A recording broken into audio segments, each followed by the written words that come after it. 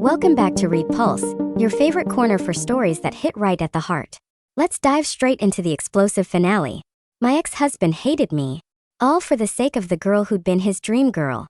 I did the only sensible thing. I took the settlement money and disappeared, leaving everything behind, including our child. 6 years later, a little marshmallow of a boy knocked on my door. His small face set in a mask of solemnity that was far too old for him. "Dominic doesn't want me anymore," he announced. His voice steady despite the slight tremble of his lower lip. "Moving in with you." I froze. The air caught in my lungs before I could even find my voice. He tilted his head back and began reciting legal statutes, with the precision of a court reporter. Under the family code, parents have a non-delegable duty to support and maintain their minor children. He didn't get to finish. I stepped aside, opening the door wide. "Get in here." The warm light of the entryway hit his face, and for a split second his eyes shimmered. As soon as the door clicked shut, the boy Milo, as I knew him from the few photos I dared to look at over the years, began surveying my life. He gripped the straps of his backpack tight. When he caught me watching him, "A Milo," he said, puffing out his chest. The tone was unmistakable. It was a declaration of war and a plea for recognition all at once. He wanted me to know exactly whose blood ran through his veins. Not that he needed to say it. With that jawline and those piercing dark eyes, he was a carbon copy of Dominic. When I didn't immediately fall at his feet, he looked slightly deflated. He turned his head away, pouting. I took his backpack, hanging it on the hook by the door, and led him toward the bathroom. "Wash up. Dinner's almost ready." He gave a small, obedient nod. By the time I'd set the table, he had already scrambled up into the dining chair, looking tiny against the high back. "Why are you here, Milo?" "Really?" I asked. He poked at a piece of broccoli with his fork, his head drooping low. His voice came out muffled, thick with unshed tears. "We had a fight. He threw things. He told me to get out, told me never to come back to the estate again. A runaway." I remembered how fiercely the Thorne family had fought for custody, nearly burying me in lawsuits and threats of jail time, just to keep me away from him. He was their crown prince. I figured Dominic was probably tearing the city apart, looking for him right now. Watching him eat, a lump formed in my throat. I hadn't prepared for guests. It was just a simple stir-fry and soup. Milo was clearly a picky eater. He meticulously picked out every sliver of onion and carrot, but eventually only the greens were left. He stared at them like they were poison, stole a quick glance at me, and then with the dramatic resolve of a martyr, closed his eyes and swallowed them whole. The arrogant little prince who had walked in 10 minutes ago was gone, replaced by a kid who was trying so hard to be good that it broke my heart. It seemed he was certainly disciplined. I cleaned up the dishes, expecting a frantic knock on the door at any moment. But 9:30 came and went. The hallway remained silent. 6-year-olds can only stay awake so long. Milo's eyes were drooping. He pulled a pair of dinosaur pajamas out of his bag and looked around my cramped studio apartment. He wrinkled his nose. "Your house is so small. Why is there only one bed? Are we sharing?" he asked, a hint of apprehension in his voice. I glanced at the clock, wondering where the hell Dominic was. I sighed and nodded. "Yeah, we'll make it work." For tonight, I expected a tantrum. Compared to the Thorne estate, this place was a glorified closet. Instead, Milo just bit his lip, a flash of something that looked suspiciously like relief crossing his face. He scrubbed his face, changed into his pajamas and climbed under the covers. Just like at dinner, he was playing the part of the perfect guest. Wiggled around until he was tucked in like a little silkworm, only his big eyes visible. Then he reached under his pillow and pulled out a book of fairy tales. "Aren't you going to read to me?" The hope in his eyes was so bright, it was almost unbearable. After Milo fell asleep, I pulled up the number that had been sitting in my block list for 6 years. My thumb hovered over the unblock button, trembling. I couldn't do it. Dominic and we were a lifetime ago. When my family's business collapsed, the Thornes decided I was a liability. They arranged a match between Dominic and Becca, the girl everyone said was his true soulmate. Dominic fought them. He gave up his inheritance, took a little beating from his grandfather that left him bedridden for weeks. All for me. I had cried over his bruised body and he had just smiled, wiping my tears away, promising me we'd be okay. We were young enough to believe love was a shield. We eloped, got pregnant, and I spent 9 months dreaming of our future. Then came the day of the delivery. The pain was agonizing. I called Dominic dozens of times, but he never picked up. A neighbor eventually drove me to the hospital. When I woke up from the C-section, the man standing over me wasn't my husband. He was a stranger. His eyes were cold, filled with a visceral disgust, as if looking at me made him sick. It was Becca who eventually came to my room to explain the truth. She spoke about narratives and destiny, claiming I was just a glitch in the system. She was the protagonist of his life, and I was a side character who had overstayed her welcome. She told me the universe had corrected itself. As she left, she looked at me with chilling pity. Have you thought about what will happen to that child? I was broken. My parents had died in a car crash, on their way to the hospital to see the baby. I was alone, hemorrhaging money I didn't have, and the man I loved looked at me like I was dirt. Remember standing by the hospital window thinking about jumping? Then I heard a cry from the bassinet. I walked over looking at that wrinkled little life, and a horrific thought took root. If I go, what happens to him? Would Becca hurt him? Would Dominic hate him the way he hated me? Maybe it was better to take him with me. My hands were shaking as I reached for his tiny neck. In that moment, the crying stopped. The baby opened his eyes, red-rimmed and bright, and looked straight at me as if he were asking for a hug. A nurse burst in a second later, pulling me away. I stared at my hands, cold sweat pouring down my back. I had almost killed my own son. The Thorns heard about the incident. The grandfather came for the child. I didn't fight. I signed the divorce papers, gave up my rights and took the $2 million settlement I needed, the money for my parents' medical debts and funeral. And I needed to get away before I destroyed what was left of my soul. Dominic never showed his face. He hated me too much to even say goodbye. So I moved on. I told myself it was for the best. Milo rolled over in his sleep, his warm little body pressing against mine. His tiny hand gripped the fabric of my t-shirt. If terrified, I'd vanish if he let go. I brushed a stray hair from his forehead, my heart aching. If he knew that his mother had once considered ending his life, would he still be sleeping here? He'd probably run as far away as he could. The next morning, Dominic still hadn't called. I couldn't figure out the game he was playing. Milo was 6. He couldn't have found my apartment on his own without help. Had Dominic sent him? I woke Milo up and held a cab to take him to his kindergarten. It was across the city, an hour's ride. Before we got out, he gripped my hand, making me swear on my life that I'd be there to pick him up. As we approached the school gates, his eyes suddenly lit up. I saw a sleek black car idling at the curb. Milo pulled me along, but as we got closer to the car, he slowed his pace. He intentionally stepped in front of a chubby little boy, who had just stepped out of a luxury SUV. With a voice loud enough for every parent on the sidewalk to hear, Milo chirped, "Mom, you're definitely coming to get me after school, right?" "Right." It was the first time he'd called me Mom. The chubby kid stared, eyes wide. "You have a mom. Why hasn't she ever dropped you off before?" Milo lifted his chin, his expression pure Thorn arrogance. "My mom is very busy. She runs a massive company. She took a special day off just to be with me today." He emphasized the word special with a bite. He led me toward the door like a victorious little general, but just before he went inside, he turned back, his composure crumbling for a split second. "You'll be here." When I didn't answer, immediately panic flared in his eyes. "You promised in the car. Adults aren't allowed to lie to kids." I knelt down, straightening his collar and ruffled his soft hair. "I'll be here. Promise." He tried to hide his grin, failing miserably. "Fine. I guess I can wait for a little while." I watched him disappear inside, but a nagging feeling tugged at my gut. I went to the front office and asked to speak with his teacher. The teacher was hesitant at first, but then she sighed, leaning over her desk. "Look, I know the foreign family is complicated, but I have to say something.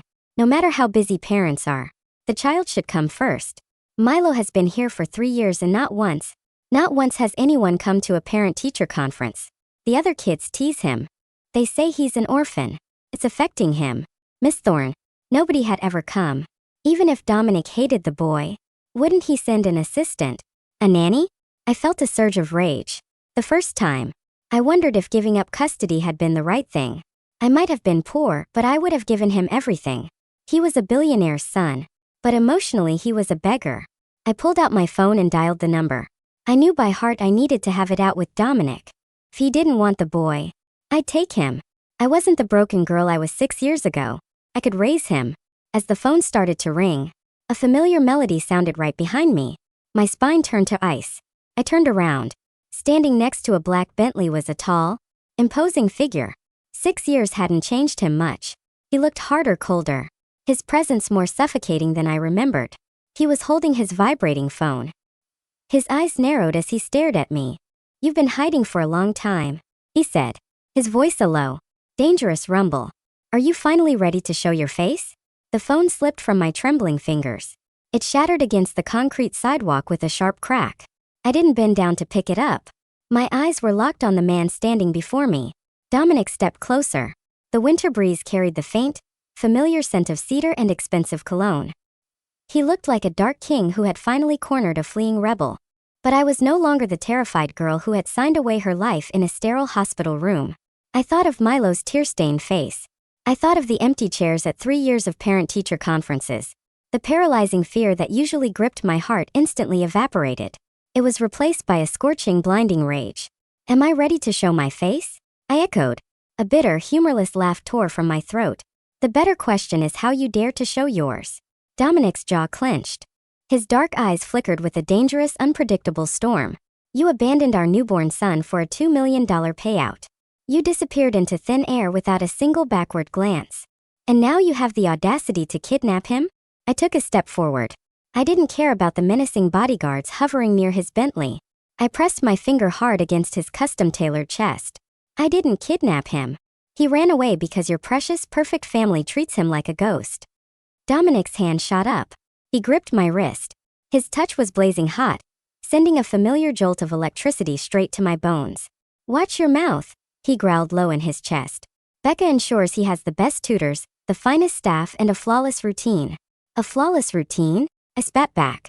I yanked my hand free with surprising force. "He doesn't need a flawless routine, Dominic. He needs a father. He has been at this school for 3 years. Do you know how many times anyone from the Thorne estate has attended his school events?" Dominic stared at me, his brow furrowing in genuine confusion. "Becca attends them all. She sends me his weekly progress reports." "She's lying to you," I screamed. The raw desperation in my voice made a few passing parents turn their heads. I didn't care. "His teacher just told me that not a single soul has ever come for that little boy. The other kids call him an orphan. He sits alone while his peers are hugged by their parents. He eats raw vegetables he hates just to be a good boy, so he won't get thrown out on the street. Is that the flawless life you built for him with your soulmate?" The color drained entirely from Dominic's face. The impenetrable armor he wore seemed to fracture for a fraction of a second. "That is impossible," he whispered. "Is it?" I challenged, tears blurring my vision. "Just like it was impossible for you to answer my calls when I was bleeding out in labor? Just like it was impossible for you to show your face when I woke up to a stranger forcing me to sign divorce papers?" Dominic's eyes widened. The icy coldness completely vanished, replaced by a haunting, absolute horror. "A stranger," he choked out. "I didn't send a stranger. I didn't send anyone to force you." He grabbed my shoulders. His grip was tight, bordering on desperate. "I was in a coma, you fool." The world around me seemed to stop spinning. All the ambient noise of the bustling street faded into a dull, distant ringing in my ears. "What?" I breathed out. Dominic's voice shook violently. "My grandfather found out we were fleeing the city together. He sent his men to intercept my car on the way to the hospital. They ran me off the cliff road. I woke up 3 days later attached to a ventilator. Becca was sitting by my bed. She handed me the divorce papers bearing your signature. She showed me the bank transfer of $2 million. She told me you traded our son's life for your parents' debts and walked away forever." I felt my knees buckle under the sheer weight of the revelation. Dominic caught me before I could hit the pavement. His strong arms wrapped around me, pulling me against his chest just like he used to do when we believed love could conquer all. "The man in the hospital room," I sobbed, the buried trauma clawing its way up my throat. He looked at me with such visceral disgust. "Becca came in right after. She told me I was a glitch in the system. She said you realized she was your true destiny. She subtly threatened to hurt my baby if I stayed." Tears spilled over my cheeks, staining Dominic's pristine shirt. "I thought you hated me. I thought taking the money was the only way to appease your grandfather so they wouldn't hurt Milo." A guttural, agonizing sound erupted from Dominic's chest. It was the sound of a man realizing his entire existence had been hijacked by monsters. He buried his face in my hair. "I never stopped loving you," he whispered fiercely. "I spent the last 6 years ripping my grandfather's empire apart from the inside. I secretly built my own company just so I could crush the Thorn legacy into dust. I was waiting until I was untouchable to find you.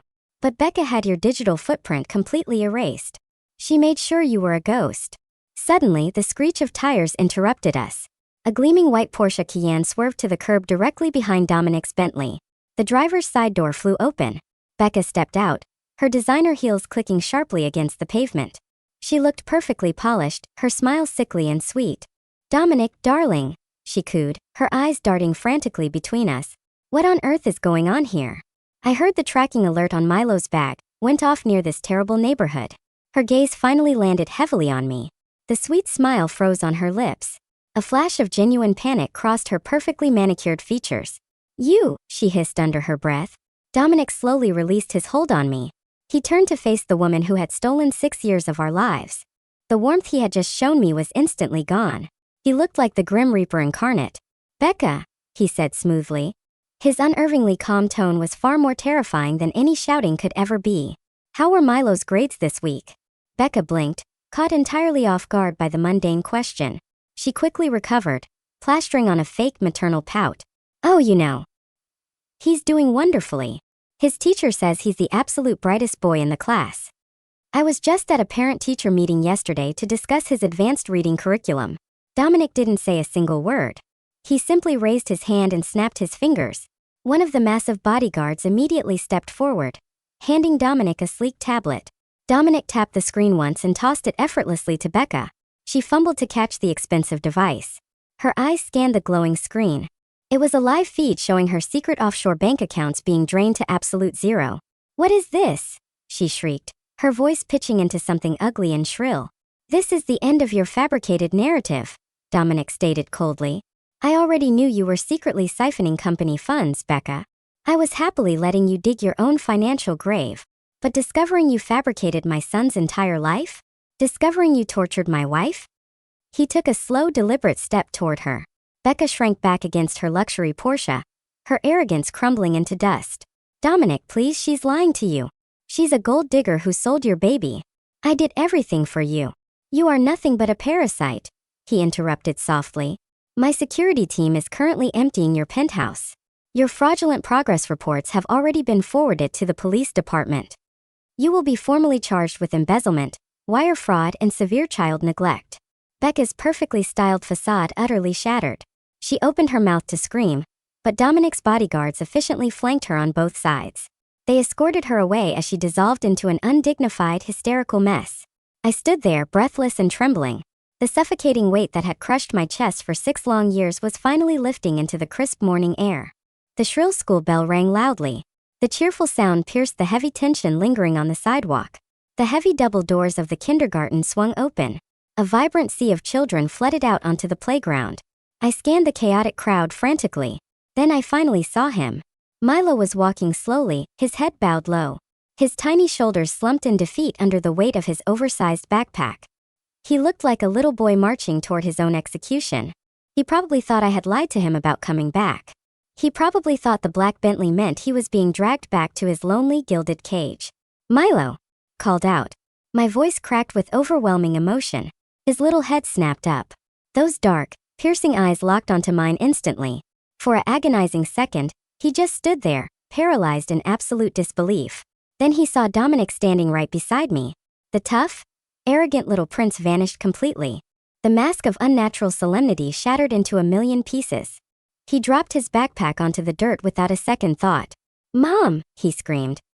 He ran as fast as his little legs could possibly carry him. I fell to my knees, holding my arms wide open to the world. He crashed into my chest, burying his face deep into my neck. He was sobbing so hard his entire tiny body shook against mine. "You stayed," he wailed into my collarbone. "You didn't lie to me." "I will never ever lie to you," I promised, kissing his soft hair repeatedly. "I will never leave you alone again." I felt a large warm hand rest gently on my shaking shoulder. Dominic knelt beside us in his immaculate, custom-tailored suit. He didn't care about the dirty sidewalk. He didn't care about the shocked stares from the wealthy parents watching us. He reached out and wrapped his strong arms around both of us. Milo peeked out from my shoulder, looking at his towering father with wide, cautious eyes. "Dad," he whispered nervously, "are you mad at me for running away?" Dominic's stern eyes were shining with bright, unshed tears. He gently wiped a stray tear from Milo's chubby cheek with his thumb. "No, buddy," Dominic said, his deep voice thick with overwhelming emotion. "I am so incredibly proud of you. You found her. You brought our lost family back together." Milo sniffled loudly, a tiny tentative smile tugging at the corners of his lips. "Does this mean Mom is coming home to the estate with us?" Dominic looked deeply into my eyes. All the bitter years of pain, misunderstanding, and forced separation melted away in his gaze. There was no disgust. There was no coldness. There was only the fierce, unyielding love of the boy who had once taken a brutal beating just to hold my hand. "No," I answered softly before Dominic could even speak. "We are not going back to the Thorn estate." Dominic smiled warmly. It was a bright, devastatingly handsome smile that instantly lit up the gloomy city street. "She's absolutely right," he agreed, pulling us even tighter against his chest. "I metaphorically burned that estate to the ground this morning. We are starting over somewhere new. Just the three of us." Milo giggled, the pure, joyful sound acting like sweet medicine to my battered soul. He wrapped one little arm tightly around my neck and the other around his father's broad shoulders. As we stood up together, Dominic firmly laced his long fingers through mine. The bitter 6-year storm was finally over. The universe had tried its absolute best to correct us out of existence. But destiny had vastly underestimated the unbreakable, relentless bond of a mother, a father, and the brave little marshmallow of a boy who saved them both. Wow, what a roller coaster of pure emotions. Thank you so much for joining us on Read Pulse for this incredible, heart-stopping journey. It just goes to show that true love and family can break through even the darkest webs of manipulation and deceit. Milo's brave little escape finally brought his parents the hidden truth they so desperately deserved. If you enjoyed this incredibly satisfying conclusion and want more heart-pounding emotional stories, don't forget to like, subscribe, and hit that notification bell. Drop a comment below and let us know your absolute favorite moment from this intense finale. Until next time, keep reading and let your pulse race.